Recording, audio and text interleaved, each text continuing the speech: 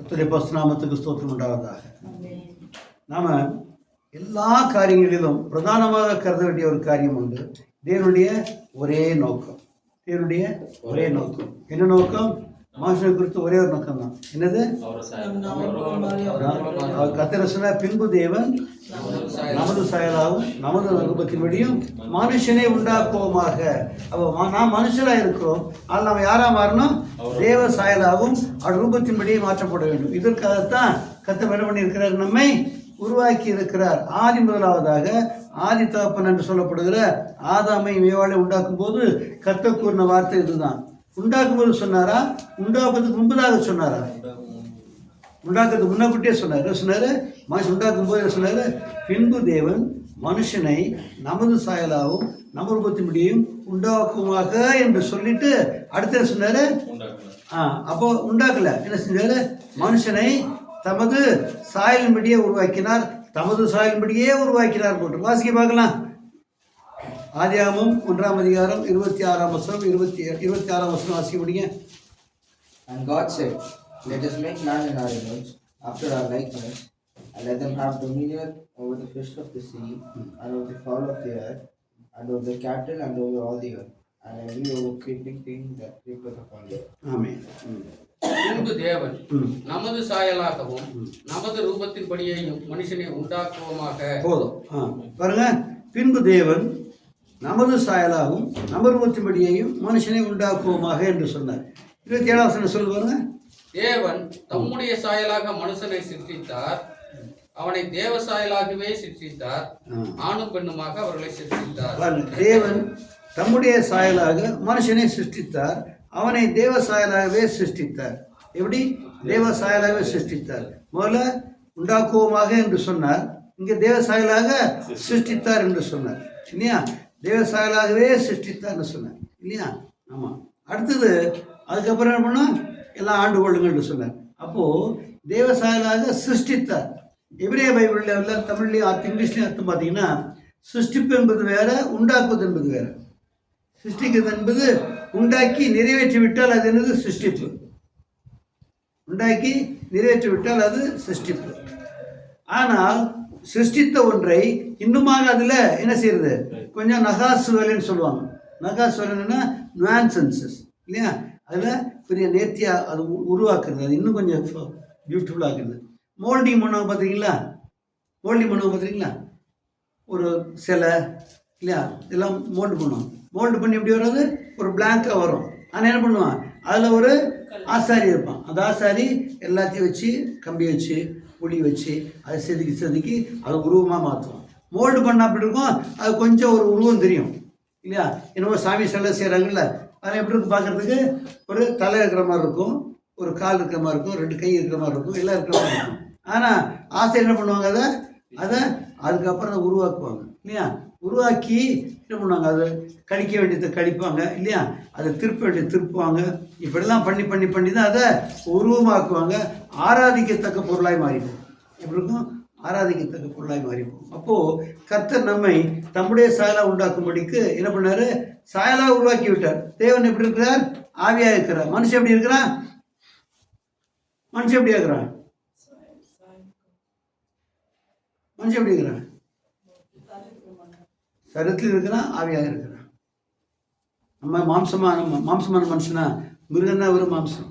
மிருகன்னா வெறும் மாம்சம். நாம் எப்படி இருக்கிறோம்? நாம் எப்படி இருக்கிறோம்?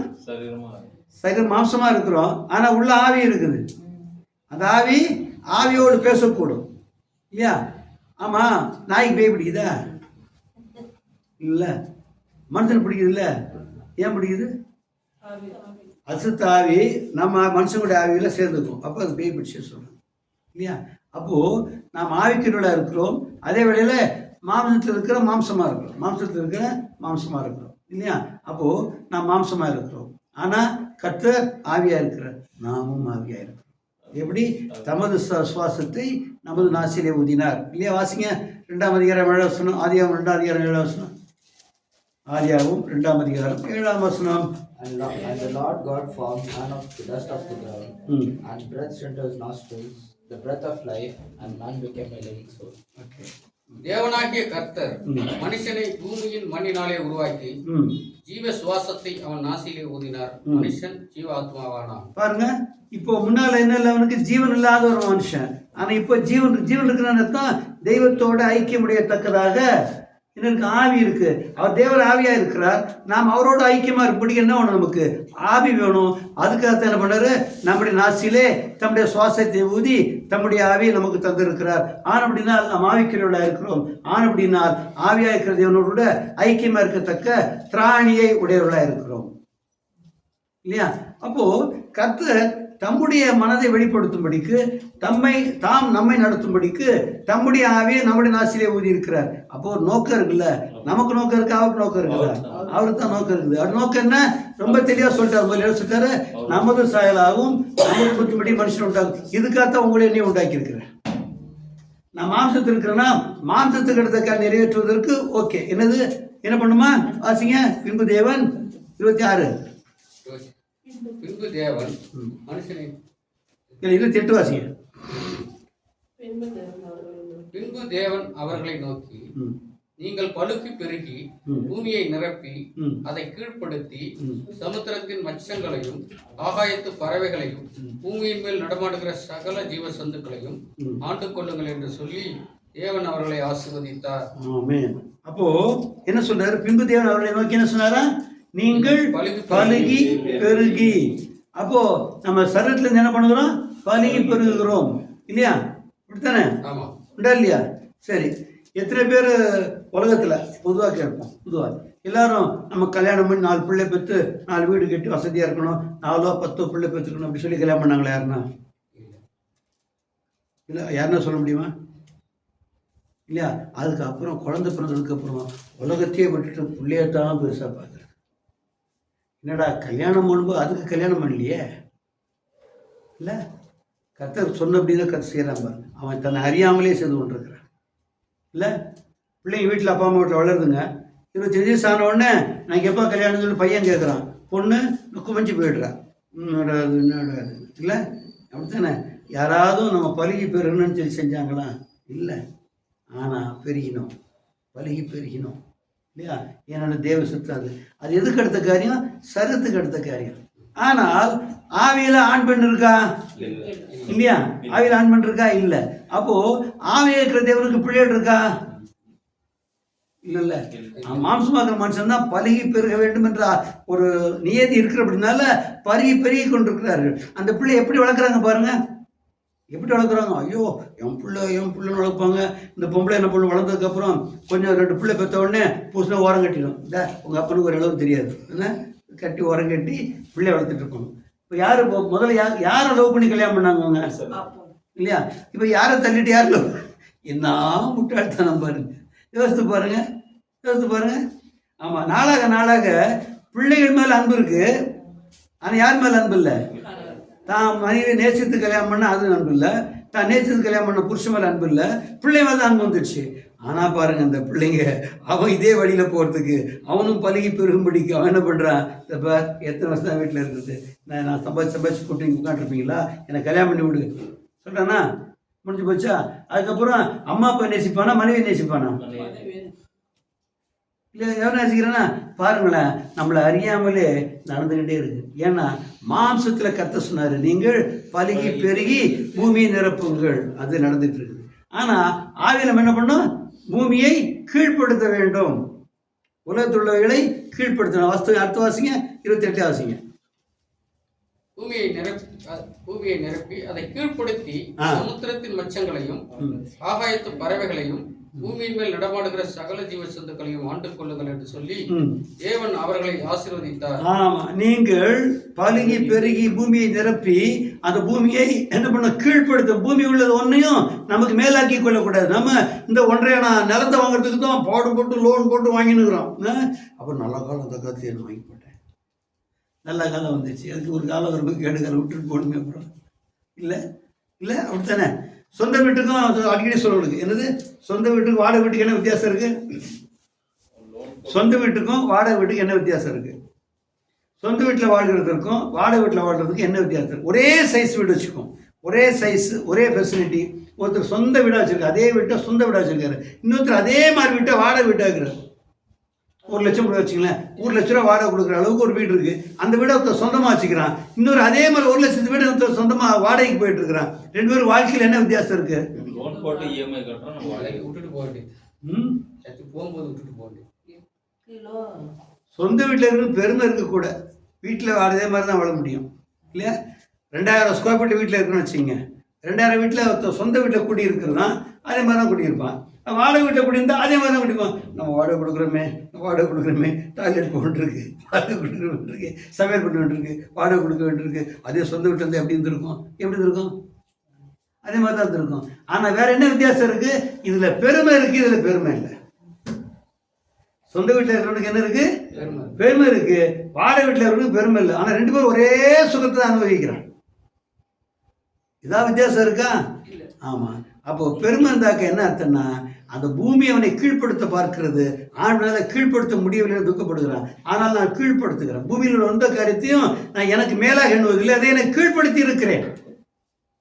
என்ன பண்ணிக்கிறேன்? வீட்டையோ வாசலையோ ஐஸ்வர்யத்தையோ என்ன பண்றேன்? நான் கீழ்ப்படுத்துகிறேன். அதை பூமியை கீழ்ப்படுத்தி ஆண்டு கொள்ளுங்கள். வீடு சொந்தம் பெரிய மேன்மையா? இல்லை. ஏன்னா சொந்தம் சொன்னவன் விட்டு போயிடுறான். அப்படித்தானே? சொந்தம் சொன்ன பண்றான், விட்டு போயிடுறான். பேர் மாறிடுது இல்லை? பேர் மாறிடுதான் இல்லை? அந்த இடத்த கவர்மெண்ட் இடம் பேர் படிச்சுன்னா வீட்டை அடிச்சிருவாங்க இல்லையா? வீட்டை அடிச்சு போட்டுருவாங்க இல்லை? அப்படியானா நமக்கு கீழ்ப்படுத்தும்படி அழைக்கப்பட்டிருக்கிறோம். நம்ம பூமியில் தான் வைத்திருக்கிறார், பூமியில மேன்மைகளை வைத்திருக்கிறார். நாம் ஆண்டு கொள்ளும்படி வைத்திருக்கிறார். நாம் அவைகளை ஆண்டு கொள்ளும்படி வைத்திருக்கிறார். அவைகளை நம்ம மேற்கொள்ளக்கூடாதபடிக்கு அவைகளை ஆண்டு கொள்ள வேண்டும். அவைகளை ஆண்டு கொள்ள எப்படி ஆண்டு கொள்வது சொல்லுவாங்க? எப்படி ஆண்டு கொள்வது? அவைகளை கீழ்ப்படுத்தி ஆண்டு கொள்ள வேண்டும். அவைகளை நாம் கீழ்ப்படுத்தி ஆண்டு கொள்ள வேண்டும். எப்படி? அது அற்பமா கீழ்ப்படுத்துன்னு அர்த்தம். அதை அற்பமா என்ன வேணும்? அது அற்பமா என்னன்னால் வேறென்றோ ஒரு மேன்மை கீழ்ப்படுத்த முடியும். ஒன்றை அற்பமா என்னன்னா என்ன அர்த்தம்? வேற ஏதோ ஒன்று நமக்கு மேன்மையா இருக்குதுன்னு அர்த்தம். அப்படித்தானே அர்த்தம்? அப்படித்தானே? எது மேன்மை? அவருடைய சாயலாக அவருடைய ரூபத்தினுடைய மாற்றப்படுவதுதான் மேன்மை. இது எதை கீழ்ப்படுத்துகிறோம்? பூமியையும் அதில் உண்டாக்கப்பட்டிருக்க சகலவற்றையும் கீழ்ப்படுத்தி அவைகளை நாம் ஆண்டு கொள்கிறோம். அவைகளை ஆண்டு கொள்வதில்லை. அவர்கள் இருதயத்திலே நிறைவாய்ப்பதில்லை. அவர்கள் இருதயத்துக்குள்ளே பிரவேசிப்பதில்லை. நமக்கு வெளியவே இருக்கும், புறம்பாகவே இருக்கும். அது எப்படி இருக்கும்? நமக்கு புறம்பாகவே இருக்கும். ஏனென்றால் அவைகளை நாம் கீழ்ப்படுத்தி ஆண்டு கொள்கிறோம். அதை உபயோகித்துக் கொள்வதுமே இல்லாமல் அவைகளை நம்ம ஆண்டு கொள்ளக்கூடாது. ஆமா, இவைகளுக்கு மேன்மையா இல்லை, இவைகளை கீழ்ப்படுத்தி இருக்கிறேன் என்றால் எனக்கு மேன்மையான ஒன்று இருக்கிறது. என்ன மேன்மையான ஒன்று இருக்கிறது? நான் அவரை போல மாறப் போகிறேன். நான் பரலோகத்தை சொந்தமாக்கி கொள்ள போகிறேன். எப்படி? நான் பூமியை அல்ல, பரலோகத்தை சொந்தமாக்கி கொள்ள போகிறேன். அழிவுக்கு நான் பூமியில் இருக்கிற வீடுகளை அல்ல, நான் பரலோகத்திற்கு அழிவில்லாத வீட்டை நான் சொந்தரித்துக் கொள்ள போகிறேன். ஏன் கீழ்படுத்துகிறேன்? பூமியில் இருக்கிறவரை எப்படி கீழ்படுத்துகிறேன்? எனக்கு இதிலும் இதை காட்டிலும் மேன்மையான ஒன்று என் தேவனை கற்று வைத்திருக்கிறார். அதை சுதந்திரித்துக் கொள்வதற்கு அவரை போலவே நானும் அவருடைய சாயலாக அவர் ரூபத்தின்படி மாற்றப்பட்டவனாய் அவரை சுதந்திரித்துக் கொள்கிற பொழுது அவர் எனக்கு உண்டாக்கி இருக்கிற பரலோகராஜ்யம் எனக்கு சொந்தமாக இருக்கிறது. ஆனபடி நான் இவைகளை நான் கீழ்ப்படுத்தி ஆண்டு கொள்வேன். உலகத்தை என்ன பண்றான்? இது ஆண்டு கொள்ளத்தான் தன்னை கீழ்படுத்திக்கிறான். எப்படி? ஒரு வீடு வாசல் வாங்கணும், சொத்து சேர்க்கணும், பிள்ளைகள் செய்யணும், எல்லாம் பண்ண சொல்லிட்டு என்ன பண்றான்? தன்னை அதற்கு கீழ்படுத்திக்கலாம். கடன் வாங்கினா கடன் வாங்கணும் பெருசா, கடன் கொடுத்தும் பெருசா? கடன் வாங்குறது பெருசா, கடன் கொடுக்கறது பெருசா?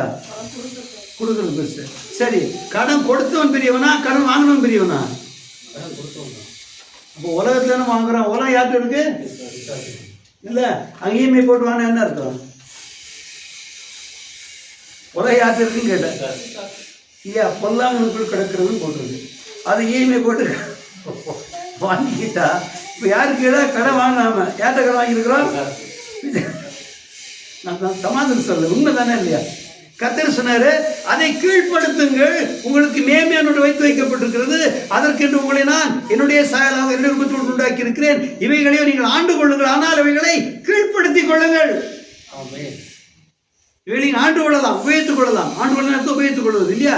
இவளை ஆண்டு கொள்ளலாம், ஆனால் அவைகளை ஆண்டு கொள்ளும்படிக்கு நீங்க என்ன பண்ணணும்? அவைகளை கீழ்ப்படுத்திக் கொள்ள வேண்டும். அவைகள் உங்களை மேற்கொள்ளக்கூடாது. அவைகளை கீழ்ப்படுத்திக் கொள்ள வேண்டும். அவைகளை ஆண்டு கொண்டு நாம் எதில் மேன்மையா இருக்கிறோம்?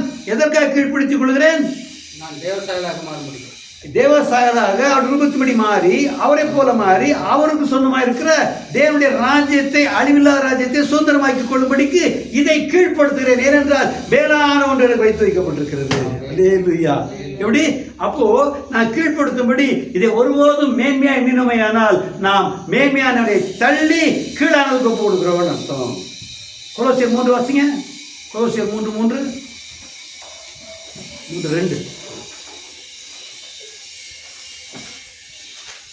Colossians 2:2. Set your affection on things above, not on the things of the earth.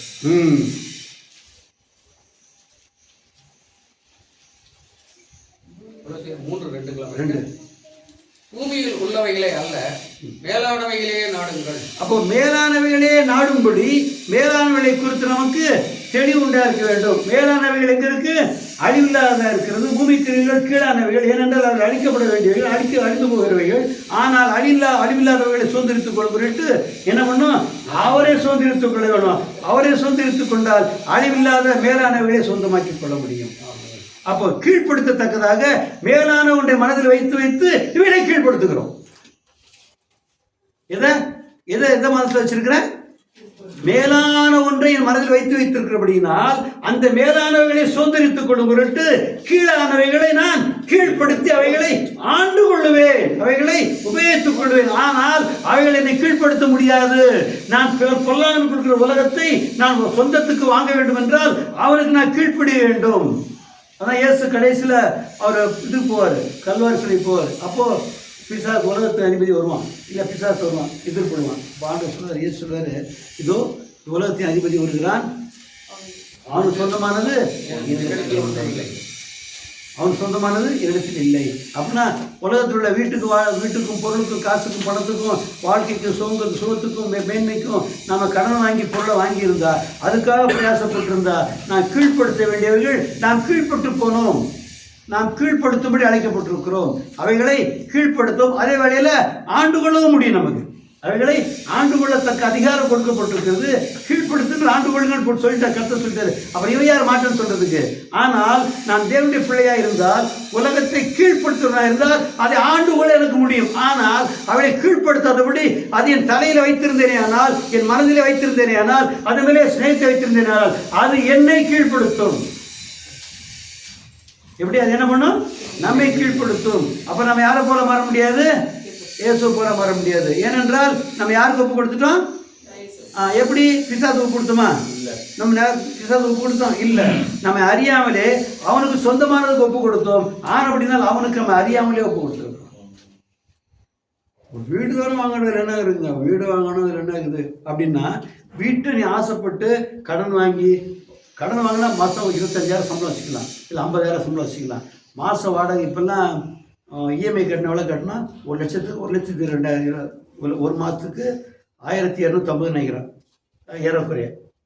1,00,000 கடன் வாங்குறதுக்கு மாதம் இஎம்ஐ 1.25 சம்திங், இன்னும் ஜாஸ்தி இருக்கலாம் இல்லையா? அப்போது 50 லட்சம் ஒரு வீடு வாங்கணும்னு வச்சுக்கோங்க. சிங்கிள் பெட்ரூம் 50 லட்சம் கிடைக்கும் இல்லையா? 50 லட்சம் எவ்வளோ கட்டணும்? 65,000 கட்டணும் இல்லை? 65,000 மாதம் கட்டுறதா இருந்தா இல்லை, நம்ம யாருக்கு வேலை செய்கிறோம்? பாதி சாப்பாட்டுக்கு வேலை செஞ்சோம், மீதி 65,000 வேலை செஞ்சோம். பேங்க்குக்கா? பிசாசுக்கு. பேங்க் யார்கிட்ட இருக்கு? அப்போது அவனுக்காக தான் வேலை செஞ்சோம். யாருக்கு வேலை செஞ்சோம்? ஆமாம்.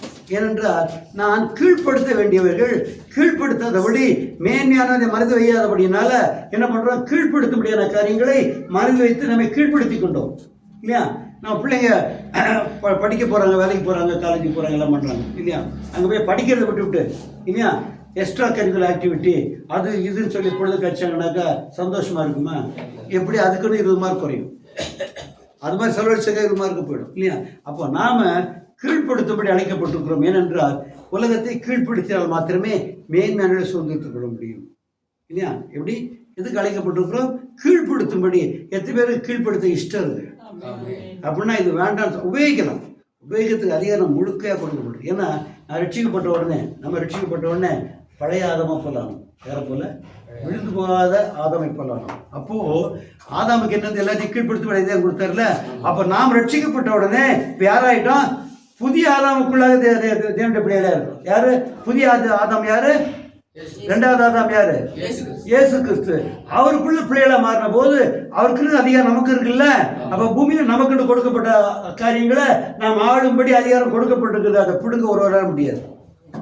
இன்னைக்கு உலகத்துல, இந்த உலகத்துல நாம் பூமியில இருக்கிறோம், பொல்லாங்கட உலகத்துக்குள்ள இருக்குது. ஆனால் எனக்கென்று கர்த்தர் நியமித்திருந்தார்ல. என்னைக்கு? ஆதாம் உண்டாக்கும் நாளிலே என் பேருக்கும் உன் பேருக்கும் உங்க பேருக்கும் உண்டாக்கினாரா? ஏதாவது அதை நீ கொடுத்துருப்பாரு நமக்கு. இன்னைக்கு நமக்கு கொடுத்துருப்பாரு. ரட்சிக்கப்பட்டல, இயேசு ஏற்றுக்கொண்டல. இயேசு ஏற்றுக்கொண்டவனே பார்த்து விடுதேனமா, பிசாசு பிடித்து விடுதேனமா, பிசாசு நம்ம எடுத்து பிடிக்க கொண்டான்ல, அது நம்முடைய பங்கு இருக்குல்ல, அதை பிடிக்க மீட்டுக்கொண்டார். அதையும் நான் மீட்டுக்கொண்டார்.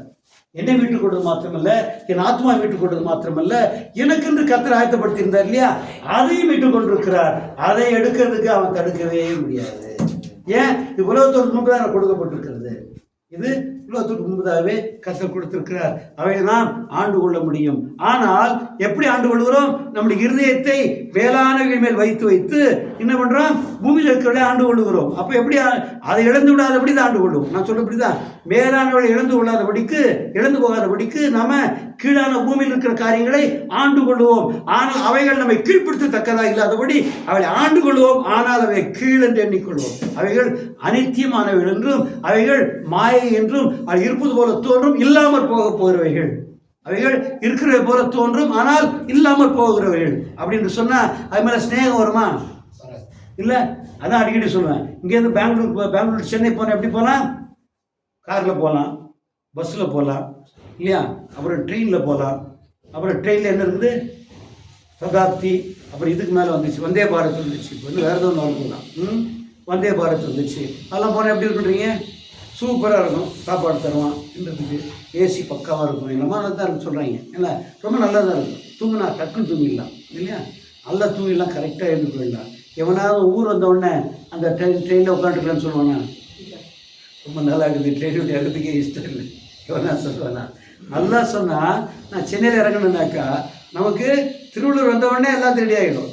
திருவள்ளூர் வந்த உடனே திங்ஸ் எல்லாம் எடுத்து ஒதுக்கி வச்சுட்டு ரைட்டு வரப்போகுது இல்லை வரப்போகுது எல்லாம் சரியாக இருந்தா அதெல்லாம் பார்த்துக்குவோம். ஏன்? நமக்கு ட்ரெயின் இல்லை முக்கியம், நமக்கு ஊருக்கு போகிறது தான் முக்கியம். அப்படி நாம் பரலோகத்தை சுதந்திரத்துக்குள்ள தான் முக்கியம். வெளியே பூமியில் உண்டையும் உபயோகித்துக்கொள்ளலாம். எப்படி ட்ரெயின் உபயோகித்து கொள்கிறோம்? ட்ரெயினில் போனால் எவ்வளோ பெரிய காசு போட்டு கோடியாக போட்டு ட்ரெயினை கட்டிக்கிறோம். அங்கே போய் தான் உற்சாகம் பண்ணணும், அங்கே தான் வாய்ப்பு பிடிக்கணும், இல்லை அங்கே தான் உட்காந்துருக்கணும். உபயோகித்துக்கொள்ளலாம். அதை நம்ம கீழ்ப்படுத்த முடியாது. கீழ்ப்படுத்துமா? அது கீழ்ப்படுத்தவே ஒரு நாள் கீழ்ப்படுத்தாது. ஏனென்றால் நமக்கு தெளிவாக தெரியும், இது நாம் அந்த ஊருக்கு போகிறதுக்கு உபயோகப்படும்படியான கொடுக்கப்பட்ட ஒரு வஸ்து. என்னது? கொடுக்கப்பட்ட ஒரு வஸ்து. இதை நான் சிநேகித்தா நான் முட்டாளாக இருப்பேன். ஏனென்றால் அது என்னை விட்டு எடுபட்டு போகும், இல்லை துரத்தி விட்டுருவேன். கொஞ்சம் போய் துரத்தி விட்டுருவோம்ல. நான் யார் உட்காந்து எது போப்பா ஊர் வந்துச்சு போ, எங்கே டிக்கெட் காமிப்பா இல்லை இல்லையா? அப்போது நாம் பூமியில் இருக்கிறது எப்படி நாம் கீழ்ப்படுத்தும்படி. எதுக்காக கீழ்ப்படுத்துகிறோம்? அது எப்படி? அவர் எதை கொண்டு கீழ்ப்படுத்துகிறோம்? மேலானவர்களை நாடி கீழானவர்களை கீழ்ப்படுத்துகிறோம். எதை? பூமிக்குரியவர்களை கீழ்ப்படுத்துகிறோம். எப்படி கீழ்ப்படுத்த முடியும்? மேலானவர்களை குறித்து அறிவு இருக்கிறவங்க தான் பூமியில் உள்ளவர்களை கீழ்ப்படுத்த முடியும். எத்தனை அற்பமாயிடுறீங்க பூமியை. ஆமாம், எவ்வளோ பெரிய வசதியாக இருந்தாலும், எவ்வளோ சுகம் இருந்தாலும் அவைகளெல்லாம் எனது கீழ்ப்படுத்தப்பட வேண்டியவை இல்லாமல் அவை நம்மை கீழ்ப்படுத்தக்கூடாது. அவைகள் நம்மை கீழ்ப்படுத்தக்கூடாது. அவள் மேலான நாடுன்னு என்ன செய்யணும்? அதன் மேல் அன்பை வைக்க வேணும். இது மேலே அதன் மேல் அன்பை வைக்க வேணும். அதனால தான் கர்த்தர் சொன்னார், வாசிங்க.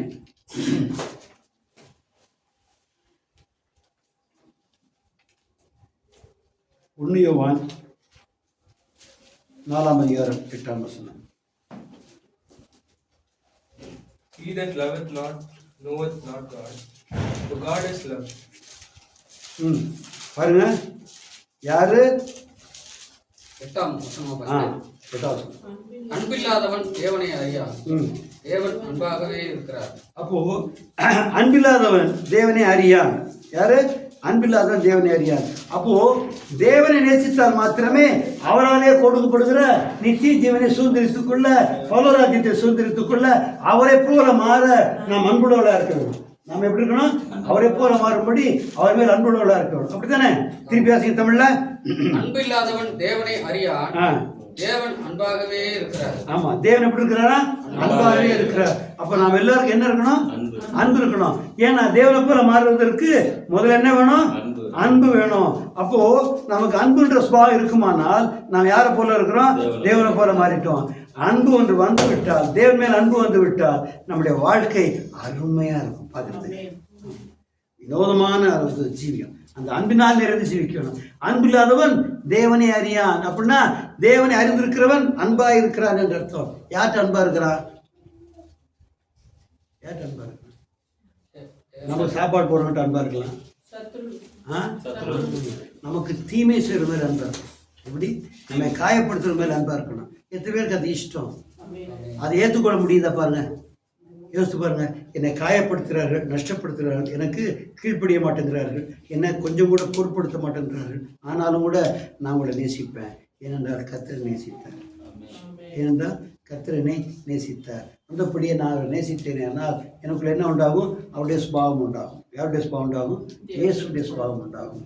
இயேசுடைய சுபாவம் உண்டாச்சுன்னா பூமியில் எதையாவது இயேசுடைய அன்புக்கு ஈக்குவல் ஆகுமா?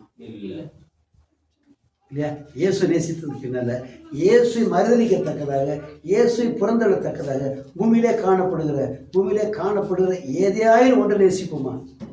இல்லை அவரை தள்ளி ஒரு நேசிப்போம், உலகத்தை நேசிப்போமா? அவரை கீழ்ப்படுத்தி உபயோகிப்போம். ஆனால் என்ன பண்ண மாட்டோம்? சிநேகிக்க மாட்டோம். யாரை நேசிப்போம்? அவரை நேசிப்போம். அந்த அன்பு நம்மகிட்ட இருக்கா பாருங்க. அந்த அன்பு இருந்தால் எல்லாவற்றையும் மேற்கொள்ளும். அந்த அன்பு மட்டும் இல்லாத வந்தால் எதையும் நேசிக்கும், எதையும் மேற்கொள்ளவே முடியாது. அப்போ என்ன ஆகும்? நம்ம கீழ்ப்படுத்தப்பட்டவர்கள், நம்ம கீழ்ப்படுத்த வேண்டியவர்கள் நம்ம என்ன ஆகிடுவோம்? நம்ம இப்படி ஆகிடுவோம், கீழ்ப்படுத்த வேண்டியவர்கள் நம்ம கீழ்பட்டு போவோம். நான் இன்றைக்கி அநேக கிறிஸ்தவர்கள் பூமிக்கு கீழ்பட்டு போயிருக்கிறார்கள். இல்லையா? வாசிங்க 1 கொரிந்தியர் 13ஆம் அதிகாரம் 13ஆம் வசனம்.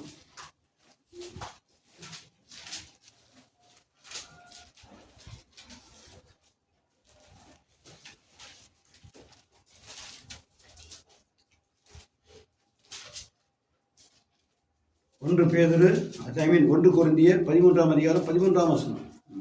And now abideth faith, hope, charity, these three. But the greatest of these is charity. இப்பொழுது விசுவாசம், நம்பிக்கை, அன்பு இம்மூன்றும் நிலைத்திருக்கிறது. இவைகளில் அன்பே பெரியது. இப்போ என்னெல்லாம் மிச்சம் இருக்கான்? விசுவாசம், நம்பிக்கை, மூன்றும் நிலைத்திருக்கிறது. அன்பு மூன்றும் நிலைத்திருக்கிறது. இவை எல்லாத்தையும் எது பெரியது? அன்பு தான் பெரியது. ஏன்? விசுவாசம் பூமியோடு முடிஞ்சு போகும். இல்லையா? கர்த்தர் உண்மையா இருக்கிறது எப்போ முடியும்? கர்த்தர் விசுவாசம் என்றால் உண்மைன்னு அர்த்தம். இல்லையா? பூமி எப்போ வரைக்கும் உண்மையா இருக்கலாம்? பூமியில இருக்கிறது உண்மையா இருக்க முடியும். இல்லையா? அப்புறம் பூமியில வாழ்க்கை முடிஞ்சு போச்சுன்னா உண்மையா இருக்கிறது ஒன்றும் இல்லை, விசுவாசம் இல்லை. நம்பிக்கை என்ன இருக்கா? நான் பூமியில இருக்கிற வரைக்கும் நம்பிக்கை என்னது? பரலோகத்தை பெற்றுக்கொள்ள நம்பிக்கை இருந்தது. இனிமேல் நம்பிக்கை முடிவு தான். இனிமேல் நம்பிக்கை ஆயிடுச்சு. இனிமேல் நம்பிக்கை இருக்கா? இல்லை. ஆனால் அன்பு பெரியது. ஏன்னா இங்கே இருக்கும்போது தேவனை நேசித்தோம். இந்த அன்பினாலே அங்கேயும் அவரோட நேசித்தோம். அப்போது தேவன் அன்பாகவே இருக்கிறார். நாம் அன்புடையவளாக இருந்தால் என்ன பண்ணுவோம்? அவருக்கு ஏற்றபடியாக இருந்து என்ன பண்ணுவோம்? அவரையே சுதந்திரத்துக் கொள்ள முடியும். அப்போது அன்பு பூமியிலும் இருக்கும், பரலோகத்திலும் இருக்கும். இல்லையா? பரலோகத்திலேயே அன்பு இருக்குன்னு சொல்றீங்க. பரலோகத்தில் வேற எது நேசிக்கல, கர்த்தர் மட்டும் நேசிக்கும். பூமியில யார் நேசிச்சோம்? பரலோகத்தில் யார் நேசிக்கிறோம்? அங்கே சிங்காசனம் இருக்குது, அங்கே தங்க வீதி இருக்குது, அதை நேசிக்கிறோமா? பூமியிலும் போய் வேண்டாம்னு சொல்லிட்டு அப்புறம் அங்கேயே நமக்கு அதுக்கு இல்லையா? அப்போது பரலோகத்தில் அவன் சொல்கிறான், தாவீது சொல்லுவான், என்ன சொல்லுவான்? பூமியிலே எனக்கு ஒன்றும் இல்லை, பரலோகத்திலும் எனக்கு ஒன்றும் இல்லை. உண்மை இல்லாமல் பூமியிலும் இல்லை, பரலோகத்திலும் இல்லை. அப்போது நம்ம அன்புள்ளவர்களாக இருந்தால், நிச்சயமாக தேவ அன்புள்ளவர்களாக இருந்தால் பூமியிலுள்ள எல்லாவற்றையும் கீழ்ப்படுத்த முடியும். கீழ்ப்படுத்தினால் மாத்திரமே அவருடைய அன்பினாலே அவர் எல்லா வார்த்தைகளும் கீழ்ப்படிய முடியும். கர்த்தரை மாத்திரம் நேசிக்கிறேன்னு சொன்னால் எனக்கு எந்த ஒரு வார்த்தைக்காவது கீழ்ப்படுறது கஷ்டமாக இருக்குமா? இருக்கவே இருக்காது. எந்த ஒரு தவறையாக செஞ்சிருவோமா? இல்லை பூமியை சிநேகித்து, உலகத்தை சிநேகித்து, உலக மக்கள் சொல்கிற வாழ்க்கையை சிநேகித்து கர்த்தரை பின்னுக்கு தள்ளி அதை ஆதாயமாக்கி கொள்வோமா? மாட்டோம். ஏன்னா நான் கர்த்தர் தான் முக்கியம். எனக்கு இதில் என்னது எனக்கு கீழ்ப்படுத்த வேண்டியவைகள், இவைகளை ஆண்டு கொள்ள வேண்டியவைகள், இவைகளை தான் ஆண்டு கொள்ள வேண்டியவைகள் இல்லாமல் இவைகளை கீழ்ப்படுத்த வேண்டியது. அதுவும் கர்த்தரை தள்ளி இதை கீழ்ப்படுத்த வேண்டிய அவசியம், இதை ஆண்டு கொள்ள வேண்டிய அவசியம் எனக்கு என்று சொல்கிற போது நம்ம என்ன பண்ணுறோம்? அவரை சொந்தமாக்கி கொள்கிறோம். யாரை? இயேசு சொந்தமாக்கி கொள்கிறோம். அப்போ பாருங்கள், ஒரு கோவப்படணுன்னாக்கா நான் கோவப்படுறது கர்த்தர் பிடிக்காது, வேண்டாம் விட்டுங்க. நான் அடிக்கடி பார்ப்பேன், கோவம்லாம் வரும், நிறைய வரும். நான் பயங்கர கோவக்காரன். ஆனால் இப்போல்லாம் கோவம் வரும், வரும்போதே விட நான் கோவப்பட்டா கத்திரி பிடிக்காது விட்டு போகும். எப்படி நம்ம கோவப்பட்டா என்ன விட கத்திரி பிடிக்காது, அதை விட சகிச்சுட்டு போகலாம். விடு, நமக்கு மேன்மையான வாழ்க்கையை தந்திருக்கிறார். ஒரு கோவப்பட்டு அந்த வாழ்க்கை இழந்து போனேன், வேணாம் விடு அப்படின்னு தாண்டி போனேன். தாண்டி போனால் பயங்கர சந்தோஷம் வந்துடும். ஒரு 10 நிமிஷத்தில் பயங்கர சந்தோஷம் வந்துடும். அடுத்து வரட்டும் அதையும் பார்த்துக்கலாம் அப்படின்னு சொல்லி அடுத்த புத்திரம் வந்தாலும் தாண்டி. ஆனால் இதுக்கெல்லாம் அடிப்படை என்ன? கத்திரி நேசிக்கிற நேசம் தான் இல்லையா? அவருக்கு அன்பாக இருந்தால் பூமியிலே மேன்மையான என்னங்கிற சுய மேன்மை அல்ல, சுயமரியாதை. எனக்கு மரியாதை வேண்டாமா? வேண்டாம். ஏன்? கர்த்தருக்கு நான் உண்மையாக இருக்கும்படிக்கு என் மரியாதையை நான் காத்துக்கொள்வதில்லை, என் மரியாதையை கூட விட்டு விடுகிறேன் இல்லையா? ஜனத்தாராலே புகழப்படும்படி அவசியம் இல்லை. ஜனங்களே பேசக்கூடாது, அது பரவாயில்ல, பேசினா பரவாயில்ல, பேசிட்டு போகிறாங்க. என்ன செய்யக்கூடாது? நான் கர்த்தரை கீழ்ப்படுத்திடக்கூடாது, கர்த்தரை தள்ளிவிடக்கூடாது. இந்த என் அன்பு கர்த்தரிடத்தில் மாத்திரம் இருக்குமா? எப்படி? கர்த்தரிடத்தில் மாத்திரமா? ஜெபம் ஆரம்பிச்சு எத்தனை வருஷம் ஆச்சு? 8 வருஷம் இருக்குமா? மாணிப்புரம் 2017 ஆரம்பித்தோம். 9 வருஷம். 2017 ஆகஸ்ட்டில் ஆரம்பித்தோம். 2017 ஆகஸ்ட்டில் தான் மார்னிங் ப்ரேயர், நைட் ப்ரேயர் ஆரம்பித்தோம். முதல்ல மார்னிங் தான் ஆரம்பித்தோம் இல்லையா? அப்புறம் நைட் இல்லை, முதல்ல நைட் தான் ஆரம்பித்தோம், அப்புறம் மார்னிங் கொண்டு வந்தோம். இப்போ நைட் போயிடுச்சு, மார்னிங் இருக்குது. அப்போது இத்தனை வருஷம் ஆச்சு. எப்படி ஆரம்பித்தேன்? முதல் நாள் யாரோ ஜெபம் நடத்திட்டு இருந்தாங்க. என்ன எடுக்க சொன்னாங்க? ஜெபம் எடுக்கணும், ஜெபம்னு சொல்ல. அங்களுக்கு நீங்கள் எடுத்துங்க ஃபோனை கொடுத்து போயிட்டான். என்ன பண்ணுறது தெரியல, என்ன பண்ணணுன்னு ஜெபம் நடத்துங்க, நீ நடத்துங்க போயிட்டான் அந்த பையன். உடனே அந்த பையன் நடத்துகிற ஜெபம் தான். அப்போது நான் கூப்பிட்டு எத்தனை பேர் ஆர்டர் நேசிக்கிறீங்கன்னு, எத்தனை பேர் ஆர்டர் நேசிக்கிறீங்க அப்படின்னு. உடனே எல்லோரும் ஆமேன் அலேலியான்னாங்க. சரி, ஆர்டர் எத்தனை பேர் அதிகமாக நேசிக்கிறீங்கன்னு கேட்டேன். எப்படி? எத்தனை பேர் அதிகமாக ஆண்டவரை அதிகமாக நேசிக்கிறீங்கன்னு கேட்டேன். அப்போது எல்லோரும் அதிகம் ஆமேன் அப்படின்னாங்க.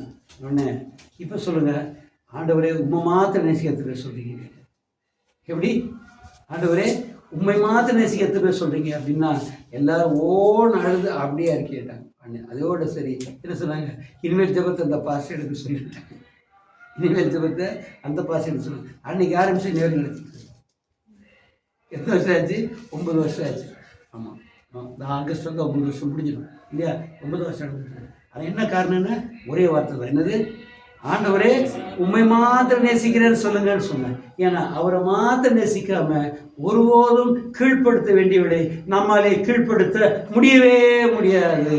நாம் ஆண்டு கொள்ளலாம், ஆனால் அவைகளை நாம் கீழ்ப்படுத்த வேண்டியவர்கள் இல்லாமல் அவைகளை நம்மை கீழ்ப்படுத்தக்கூடாது. ஏனென்றால் நான் கீழ்ப்படும்படி அழைக்கப்படவில்லை, கீழ்ப்படுத்தும்படி அழைக்கப்பட்டிருக்கிறேன். அப்படி கீழ்ப்படுத்துகிற பொழுது அவரை நேசித்து மேலானவர்கள் அவரிடத்தில் இருக்கிற அப்படின்னா இது எனக்கு கீழ்ப்படுத்தத்தக்கதாக அற்பமாய் தோன்றுகிறது. எப்படி? அவரிடத்தில் உள்ளது எனக்கு மேன்மையாக இருக்கு அப்படின்னால எனக்கு காணப்படுகிற பூமியிலே காணப்படுகிறவர்கள் கீழ்ப்படுத்தத்தக்கதாக அற்பமாய் தோன்றுகிறது. எத்தனை பேர் ஆமேன் சொல்வீங்க?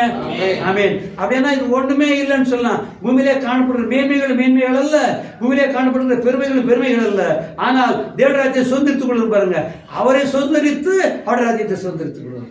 யாரை சுதந்திரித்துக் கொள்ள முடியும்? யார் இயேசுவை போல மாற்றப்பட்டிருக்கிறார்களோ அவர்கள் தான் இயேசுடைய ராஜ்யத்தை சுதந்திரித்துக் கொள்ள முடியும் இல்லையா? அப்படியானால் நாம் இயேசுவை போல மாறுவதற்கு நமக்கு என்ன வேணும்? அன்பு இல்லையா? அப்போ அந்த அன்பு பூமியில மட்டும் இருக்குமா, பரலோகத்திலும் இருக்குமா? பரலோகத்தில் இருக்கும். ஏனென்றால் அவர் அங்கேயும் பரலோகத்தையும் நம்ம எல்லாரும் பார்க்க மாட்டோம் சொல்லணும் இல்லையா? நான் ரட்சிக்கப்பட்ட புதுசில் எங்கள் நான் மனசில் நினச்சிக்குவேன், பரலோகத்துக்கு போனால் எங்கள் அப்பாவை பார்க்கணும்னு நினச்சிக்குவேன். ஏன்னா எங்கள் அப்பா இன்ன வரைக்கும் பார்க்கலங்க. எத்தனை வயசில் இருந்தா எங்கள் அப்பா? எனக்கு 1.5 வயசில் இருந்தார் எங்கள் அப்பா. எல்லாரும் பேர் நம்ம ரொம்ப சூடித்துறாங்க. உங்கள் அப்பா ரொம்ப அழகாக இருப்பாராகும், ரொம்ப ஹைட்டும் அழகாக இருப்பார், ஆக்டர் மாதிரி இருப்பார், எல்லாம் ஊரில் போய் நல்லா வேடிக்கை பார்ப்பாங்கலாம் சொல்லுவோம் நம்ம. அப்போ அப்பா அழகாக இருப்பாங்க. எங்கள் ஆட்சி அழகாக இருப்பாங்க, எங்கள் ஆட்சி மாதிரி இருப்பாங்கன்னு சொல்கிறாங்க. எங்கள் ஆட்சி சின்னதாக இருப்பாங்க, ஆனால் எங்கள் அப்பா எல்லாரோட பயங்கர ஹைட்டாகும், நல்லா ஹைட்டாக இருப்பாங்க, ரொம்ப ஹைட்டு ரொம்ப அழகாக இருப்பாங்கன்னு சொல்கிறாங்க. நான் அப்பாவை பார்க்கணும், அப்புறம் எங்கள் தாத்தாவை பார்க்கணும். தாத்தா பாஸ்டர் தாத்தா, யார்? பாஸ்டர் தாத்தா. அவர் பேர் தான் பெஞ்சமின் வச்சுக்கலாம். என்ன, அவரை பார்க்கணும்னு வச்சுக்கிறேன். கொஞ்ச நாளே கற்று சொன்னார், பாரு அங்கெல்லாம் போனால் ஆண்டெல்லாம் யாரையும் பார்க்க மாட்டேன், என்ன மாத்திரம் பார்ப்பேன், என்ன தவிர யாரையும் பார்க்க மனசே இருக்காது. எப்படி?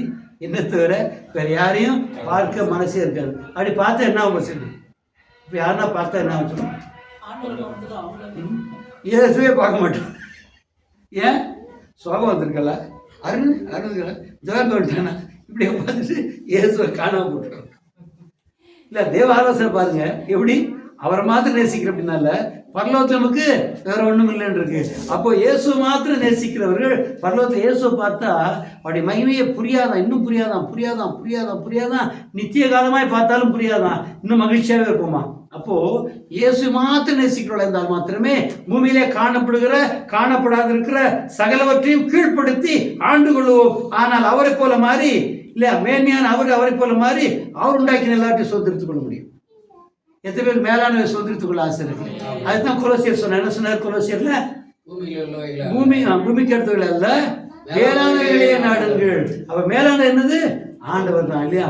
அதை நாடும்படி நாம் இயேசுடைய ஸ்பாவங்களை சொந்தமாக்கி, மேலானவர்கள் என்னது? இயேசுடைய ஸ்பாவங்கள்.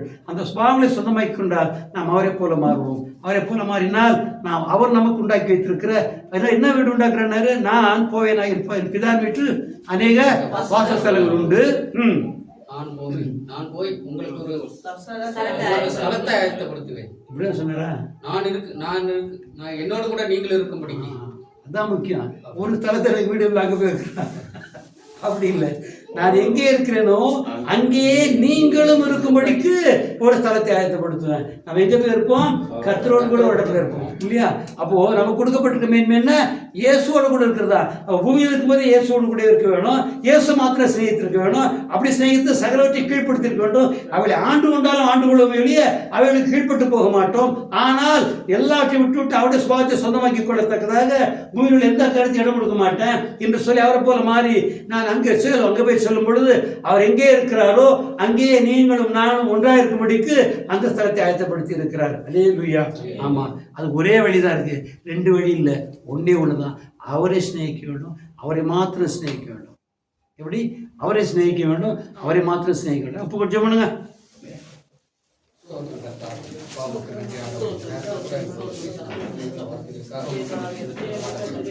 அப்பா, நாங்கள் ஆண்டவரே தம்முடைய சாயலாக தம்முடைய சாயலாகவே ஆண்டவரே அப்பா ஆண்டவரே தம்முடைய சுவாசத்தை எங்களுக்கு சுயாதீனத்தை ஆண்டவர் சொல்லுவோம்ப்பா. நாங்கள் தம்மை போல மாறுபடியாக ஆண்டவர் சொல்லுவோம்ப்பா. ஆண்டவரே அப்பா எங்களை ஆண்டவரை பூமியில உள்ள எல்லாவற்றையும் ஆண்டவரை கீழ்ப்படுத்தி ஆண்டு கொள்ளுங்கள் என்று சொல்லியிருக்கிறீர். ஆண்டவரே அவைகளை எங்களை கீழ்ப்படுத்தாதபடிக்கு, நாங்கள் உலகத்தை தேடாதபடிக்கு, மாம்சத்தை தேடாதபடிக்கு ஆண்டவரே அப்பா சுய விருப்பம் செய்யாதபடிக்கு ஆண்டவர் சொல்றோம்ப்பா. உலகம் எங்களை ஆளுகை செய்யாதபடிக்கு, பணமோ பொருளோ எங்களை ஆளுகை செய்யாதபடிக்கு, அவற்றெல்லாம் அற்பம் என்று எண்ணத்தக்கதாக ஆண்டவரை மேன்மையானதை நாங்கள் தேவனை மாத்திரம் நோக்கி பார்க்கத்தக்கதாகவும் அவரோடு கூட அவருடைய ராஜ்யத்தில் நாங்கள் எப்பொழுதும் காணப்படத்தக்கதாகவும் ஆண்டவரே நாங்கள் இவைகளெல்லாம் அற்பம் என்று எண்ணத்தக்கதாக எங்களுக்கு உதவி செபிக்கிற கர்த்தாவே அப்பா உமக்கு நன்றி. ஆண்டவரே அப்பா நாங்கள் பூமியில உள்ளவைகள் அல்ல ஆண்டவரே, மேலானவைகளை தேடுகிறவர்களாக நாங்கள் மேலானவைகளே தேடுகிறவர்களாக மேன்மையான ஜீவியத்தை தேடுகிறவர்களாக காணப்படத்தக்கதாக எங்களை தாழ்த்தி ஒப்புக் கொடுக்கிற ஆண்டவரை ஸ்தோத்திரம் அப்பா. ஆண்டவரே உமக்கு நன்றி. ஆண்டவரே பூமியில ஆண்டவரே நாங்கள் ஆண்டவரே எங்களுக்கு எல்லாவற்றிலும் கீழ்ப்படுத்தி ஆண்டு கொள்ளுங்கள் சொல்லியிருக்கிறீர் ஆண்டவரே. ஆண்டவரே அதனால ஆண்டவரே அதை நாங்கள் அற்பம் என்று எண்ணத்தக்கதாகவும் அதை ஒரு பொருட்டு என்று எண்ணாதபடிக்கு ஆண்டவரே எங்களுக்கு அவசியமானது மாத்திரம் உபயோகித்து கொள்ளத்தக்கதாகவும் ஆண்டவரே அது எங்களுக்கு மேன்மை என்று சொல்லி அதுவே எங்களுக்கு ஆசை என்று சொல்லத்தக்கதாகவும் இராதபடிக்கு ஆண்டவரே அவற்றையெல்லாம் புறந்தள்ளி விட்டு ஆண்டவர் சொல்றப்பா மேன்மையான ஆண்டவரை தேவ சுபாவத்துல நாங்கள் வளர்ந்து அவரை போல பெருகி அவருடைய சாயலாக மாறி அவருடைய ஆண்டவரை ராஜ்யத்துல அவரோடு கூட ஆண்டவரே அவர் எங்களுக்கென்று ஆண்டவரே அவரோடு கூட தங்கி இருக்கும்படிக்கு ஆண்டவரே நமக்கு ஆண்டவரே எங்களுக்காக ஒரு ஸ்தலத்தை ஆயத்தம் பண்ணியிருக்கிற அந்த ஸ்தலத்திற்குள் வந்து சேர்கிற வரைக்கும் ஆண்டவரே நாங்கள் பூமியிலே ஆண்டவரை ஸ்தோத்திரமப்பா மேலானவர்களை நாடி அதன்படியே நாங்கள் ஜீவித்த ஆண்டவரை ஸ்தோத்திரமப்பா நாங்கள் அங்கு வர சேர எங்களை தாழ்த்தி ஒப்புக் கொடுக்கிற ஆண்டவரை ஸ்தோத்திரமப்பா. விதமாக பூமியில ஜீவிக்கும் பொழுது ஆண்டவரை ஸ்தோத்திரமப்பா எப்பொழுது தமக்கு உண்மை உள்ளவர்களாக தம்மில மகிழ்ச்சி உள்ளவர்களாக தம்மை மாத்திரமே நேசிக்கிறவர்களாக காணப்படத்தக்கதாக உங்களை தாழ்த்தி ஒப்புக் கொடுக்கிறோம். இயேசு நாமத்தை கொண்டு ஜெபிக்கிற நல்ல பிதாவே ஆமென். கர்த்தர் தந்தான மேலான ஆலோசனை எடுக்க நன்றியோட கர்த்தரை ஸ்தோத்திரம். ஆண்டவரே நன்றி. ஆண்டவரே ஸ்தோத்திரம். இயேசுவே ஸ்தோத்திரம். ஹல்லேலூயா. என் ஆத்துமாவே கர்த்தரை ஸ்தோத்திரி, என் முழுமே பரிசுத்தத்தை ஸ்தோத்திரி. என் ஆத்துமாவே கர்த்தரை ஸ்தோத்திரி, அவர் செய்த சகல உபகாரங்களையும். ஆமென். Hallelujah. Okay, கர்த்தர் ஆசீர்வதிப்பாராக. ஆமென்.